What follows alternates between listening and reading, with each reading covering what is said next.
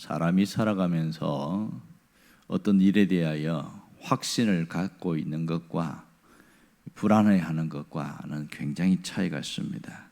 사람이 어떤 일을 결정할 때에 확신이 없는 사람은 결정을 못하고 계속 머뭇거리고 주저하게 되었습니다. 과연 내가 하는 이 일이 맞을까? 내가 이 길을 가는 게 맞을까? 그런 것 때문에 고민합니다. 사람들이 확신을 못하는 이유는 불안감 때문에 그렇습니다. 불안하기 때문에 그런 거죠. 또 하나는 예측할 수 없기 때문에 그렇습니다. 자기가 이렇게 하면 이런 결과가 나올 것이고 이렇게 투자하면 이런 돈을 벌 것이다. 예측이 확실히 맞다면 얼마든지 결정할 수 있겠죠. 그러나 불안하고 확신이 없으면 못합니다. 또 하나는 불가능한 일을 해야 할 때에 사람들이 아무런 결정을 못하게 되어집니다. 오늘 기도원이 바로 그러한 모습이죠. 눈에 뻔히 불가능한 일에 대하여 뭔가를 하라고 하는데 할 수가 없게 된 것이죠. 지금 우리는 계속해서 사사기 6장에서 8장까지 나오는 기도원에 대한 이야기를 다루고 있습니다. 이 기도원은 하나님의 사사로 부름을 받았지만 그는 사사로서의 모습보다는 참 작고 초라한 모습이 아주 독특하게 보입니다. 큰 용사여 내가 너와 함께하느니라 그랬더니 기도원이 진짜 맞습니까? 이러면서 나는 아닙니다 이렇게 거부하지요. 그러면서 표징을 보여달라고 그랬더니 하나님이 불이 확 바위에서 나와가지고 재물을 태우는 표징을 보여주었고 또 양틀 시험을 통해서 기도원이 요구하는 대로 다 들어줬잖아요. 근데 그만하면 하면 하나님이 함께하니까 이제 충분히 되는구나. 가능한데도 전쟁을 못합니다. 왜요? 이 불가능한 싸움이라는 걸 알거든요. 왜냐하면 하나님이 이 32,000명이 왔는데 적은 13만 5천 명이잖아요. 너무 많다는 거예요. 왜 많습니까? 모자라는데. 그래서 돌려보냈더니 세상에 22,000명이 돌아가니까 이거 어떻게 싸우지? 10,000명밖에 안 남았는데. 그런데 하나님이 아직도 많다. 얼마나 황당합니까? 결국 남은 숫자가 몇 명이에요? 300명밖에 안 됩니다. 그러니 싸움에 승산이 없다는 것은 기도원도 잘 알고 있습니다. 그러니 두려울 수밖에 없는 거예요. 이 300명 갖고 어떻게 싸우라는 것인가? 도무지 이해가 되지 않아요. 그래서 아무것도 하지 못하고 있을 때에 하나님이 그 두려운 기도원의 마음을 아시고 오늘 9절에 보니까 뭐라 해요? 일어나 진영으로 내려가라 이렇게 말합니다. 미디안 진영으로 내려가라는 거예요. 여러분 이 기도원이 미디안 진영 내려가면 두려운 게 없어집니까? 더 두렵습니까? 더 엄청나게 두렵죠. 오늘 이 앞에 보면 몇 절입니까? 바로 13절인가요? 12절에 보면 미디안 사람들 연합군이 왔는데 얼마나 많은지 약간 과장법이 포함되어 있습니다만은 13만 5천 명의 숫자가 보니까 메뚜기에 많은 수 같고 얼마나 많은지 낙타의 수가 해변의 모래 같더라. 거의 낙타를 얼마나 많이 끌고 왔는지 도무지 잴 수가 없다. 이 정도가 된 거예요. 그런 기가 더 질리는 거죠. 가보니까 생각보다 더 많구나. 그러니 두려울 수밖에 없는 거예요. 혼자 갈 수 없어서 하나님이 한 사람을 콕 집어줘요. 아주 담력이 있고 아주 용감한 사람. 그 한 사람을 그렇게 부하를 집어주고 불화라는 사람인데 그 사람과 같이 가라. 이렇게 해서 겨우 내려가게 됩니다. 왜 하나님이 미디안에 보냈을까요? 오늘 11절에 보면 그 이유가 나오고 있습니다. 그들이 하는 말을 들으라 그랬어요. 그들이 하는 말을 들으라. 이게 참 재밌습니다. 하나님이 말씀하시는데도 안 들리는 거예요. 불안한 거예요. 그래서 하나님이 극단적인 처방을 했는데 사람의 말을 들으면 듣지 않겠는가?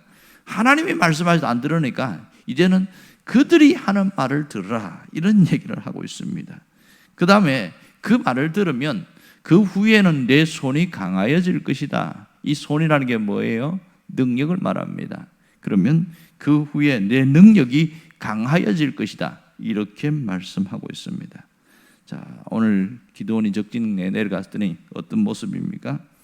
밤하늘에 여러 진영에서 횃불을 여기저기 켜놓고 초소에 온곳 곳곳에 그 초소병들이 있고 도무지 거기에 내려가도 야 이거는 우리가 싸울 수 없구나, 더 답답한데, 그래서 살금살금 가는데 그 밤에요 두 군사가 이야기하는 소리를 들은 거예요. 귀가 쫑긋한 것이요. 12절부터 14절은 그 이야기를 하고 있습니다. 무슨 이야기입니까?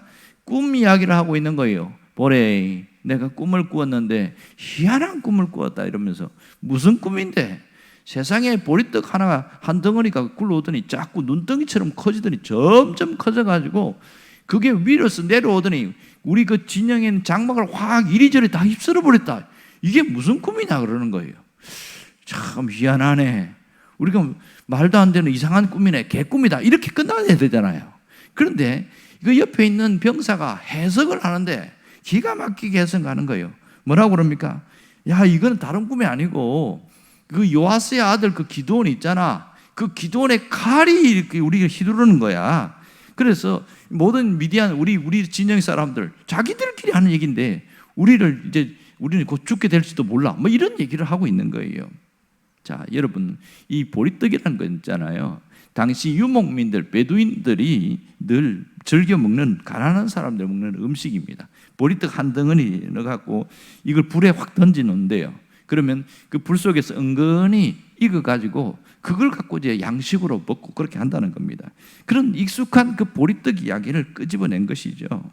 여러분, 이 보리떡 이야기를 들었던 기드온은 깜짝 놀랍니다. 왜 놀랐을까요? 자기 자신이 보리떡 같은 존재라고 생각하고 있었기 때문에 그렇습니다. 보리떡이 뭡니까? 사랑받지 못하는 음식입니다. 자기 자신은 사랑받지 못하는 그런 존재라는 것이죠. 별 볼일 없는 존재, 그것이 자기 자신임을 그는 스스로 알고 있었습니다. 그는 무슨 생각하고 살아왔어요? 나는 쓸모없는 사람이다, 나는 할 수 있는 게 별로 없다, 이 싸움에도 그래서 나가도 나는 이길 수 없다, 그런 의식을 갖고 있었습니다. 그러니 그런 생각을 하고 있는데 마침 보리떡 이야기를 하니까 깜짝 놀랄 수밖에 없는 거죠. 그런데 뭐라고 그러냐면 그 얘기 속에서 하나님의 나를 사용하신다는 것을 메시지를 들은 거예요. 이것은 기드온의 칼이다. 그건 뭐예요? 하나님이 기드온을 통하여 일하신다는 것을 말하고 있는 것이죠. 얼마나 놀랍습니까? 이때 제가 주일날 그 얘기를 했어요. 그 친구들의 이야기를 듣고 기드온은 하나님의 음성으로 받아들였다, 하나님의 말씀으로 받아들였다, 그런 얘기를 했어요. 우리가 하나님의 말씀이 들려지면요 가슴이 뜨거워지기 시작하고 사람이 달라지게 되어집니다. 아무리 자신 없고 아무리 힘없는 사람처럼 보여도요 하나님 말씀이 그 사람 속에 들어가서 불을 당기면 완전히 사람이 달라집니다. 기드온이 그랬거든요. 이 미디안 진영으로 내려올 때의 마음과 이 그들의 꿈 이야기를 들었을 때 마음은 완전히 달랐어요. 기드온이 마음이 태도가 완전히 달라졌는데 강한 확신을 갖게 되었습니다. 강한 확신. 이 보리떡 이야기를 통해서 하나님이 나를 쓰신다, 그렇게 천사가 이야기해도 하나님 직접 말씀해도 이게 안 듣던 그 기드온이 그 사람들이 하는 이야기를 듣고 그것이 하나님의 말씀으로 들었다는 거 참 희한한 얘기 아니겠어요? 자, 오늘 여기에서 이 기드온이 갖고 있는 자의식이 뭐예요? 보리떡 의식을 갖고 있어요. 나는 보리떡 같은 존재다. 이것을 우리는 뭐라고 표현하냐면 고장난 자의식이다, 이렇게 표현합니다. 고장난 자의식을 가지고 살면 아무것도 못합니다. 그런 의식으로서 뭘 하면 반드시 실패하게 되어 있습니다. 사업을 해도 장사를 해도 뭘 해도 반드시 실패하게 되어 있습니다. 이 고장난 자의식은 우리의 관계를 깨트리고 내 인생을 불행하게 만들고 삶 자체를 완전히 무너뜨립니다. 오늘 하나님께서 이 옆에 있는 사람의 꿈 해석을 통해서 기드온이 갖고 있는 그 모든 고장난 자의식을 바꿔 놓습니다. 이것은 미디아 여호와의 칼이다. 그러니까 기드온의 칼날이다. 그런데 그 말이 기드온에게는 하나님의 칼이라는 거 들은 거예요. 이게 그럴 때부터 완전히 달라진 거예요. 자, 그러면 실상 기도원의 칼이 언제부터 기도원의 칼이 됐을까? 그것은 이 기도원이 하나님 말도 안 되는 미션을 주셨잖아요. 그게 뭐예요? 바알과 아세라 상을 찍어버리고 깨트려버리고 불태워버리라, 그런 미션을 줬는데 기도원이 그걸 했거든요. 그때부터 기도원은 하나님의 칼날이 되었단 말이에요. 그런데 기도원 자신은 그렇게 자의식을 제대로 갖고 있지 않았다는 것이 문제였던 것이죠. 답답한 거죠. 하나님 보실 때에, 야, 너는 그런 애가 아닌데 왜 아직도 그 모양으로 사냐, 이렇게 하나님 말씀하시는 거예요. 여러분, 사람이 언제 달라지는지 아세요? 은혜를 받으면 사람이 달라집니다. 아주 날카롭고 성질 빡빡 내고 그런 사람이 은혜를 받으니까 그렇게 부드러울 수가 없어요. 말이 칼날 같은 사람인데, 아주 비판적이고 매섭고 그런 사람인데, 그러세요, 이게 적응이 안 될 만큼 사람이 아주 부들부들해지는 거예요. 그렇게 성질 내는 사람이요, 화가 안 난대요. 아니, 이전에는 조금만 말하면 화내고 그러더니 왜 화를 안 내는지. 화 내는 게 오히려 옆에 사람이 불안한 거예요. 화를 내야 좀 안심이 되는데, 은혜를 받으니까 사람이 이렇게 달라져 버립니다. 신앙인들은요, 하나님의 은혜로 살아야 합니다. 하나님의 은혜를 듬뿍 받은 사람은요, 그 은혜가 내 성질도 덮어버리고 내 못된 부정적인 것이나 이런 것들 다 덮어버려서 모든 것을 새롭게 만들어요. 그래서 성경은 그걸 뭐라고 그러냐면 새로운 피조물이다, 이렇게 말합니다. 새로운 피조물. 우리 자체가 새로운 피조물이 되었는데 새로운 피조물로 살지 못하는 것은 하나님의 은혜가 메말랐기 때문입니다. 말씀을 몰라서가 아니고 하나님의 은혜가 그 속에 머물지 않았기 때문에 그렇습니다. 여러분, 은혜는 모든 것을 덮습니다. 보세요. 어떤 사람이 나한테 굉장한 상처를 주었어요. 그래서 이를 부득부득 갈면서 언젠가는 반드시 복수할 거다, 그래서 눈에 쌍심지를 켜고 그렇게 복수의 칼날을 갈던 사람이요, 하나님의 은혜를 받으니까, 은혜가 그 속에 들어가니까 통곡하면서 우는 거예요. 자기 자신을 본 거죠. 자기 자신. 그 칼이 상대방을 죽이기 전에 자기를 자신을 찌르고 죽이고 있다는 걸 본 거예요. 잠언서에 보면 그렇게 나와 있거든요. 미움은 칼이라고 그러면서 그 칼이 상대방을 죽이기 전에 자기의 온갖 이 안에 있는 것을 다 헤집기 시작하면서 몸 병이 들기 시작하는 거예요.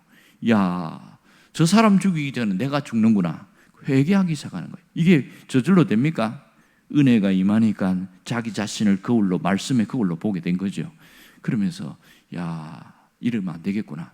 그러면서 그 복수의 칼날을 스스로 부러뜨려 버렸어요. 그랬더니요, 그제서야 그 마음에 평화가 찾아왔어요. 그 마음에 안식이 찾아왔어요. 늘 불안하고 늘 긴장되고 막 그런 사람이 싹 바뀌어버렸습니다. 그런데 하나님이 더 막 놀라운 것은요, 내가 복수하려고 했던 그 사람을 하나님이 복수하는 겁니다. 성경에 보면 그런 얘기 나오잖아요. 로마서 12장에 보면 원수 갚는 것을 내게 맡겨라 그랬잖아요. 하나님이 원수를 갚으시는 거예요. 그걸 보게 하시는 거예요. 기가 막힌 겁니다. 여러분, 사람이 하는 보복은, 복수는 후유증이 굉장히 크게 남습니다. 그런데요, 하나님이 복수하면 후유증이 하나도 없어요. 왜요? 하나님이 하신 거니까 하나님 앞에 대들 수도 없잖아요. 얼마나 놀라운지 이 다윗은 그걸 알고 자기 자신의 그 한 맺힌 것, 그것을 하나님이 복수해 주는 걸 보고 그는 뭐라고 이야기한다 아세요? 시편 23편 5절에 보면 주께서 내 원수의 목전에서 내게 상을 차려 주시고 그랬어요. 이 원수가 보는 앞에서 큰 잔치상을 차려주셨다. 원수가 그걸 쳐다보고 있는 거예요. 먹지도 못하고 하나님 내게 이렇게 해주셨다.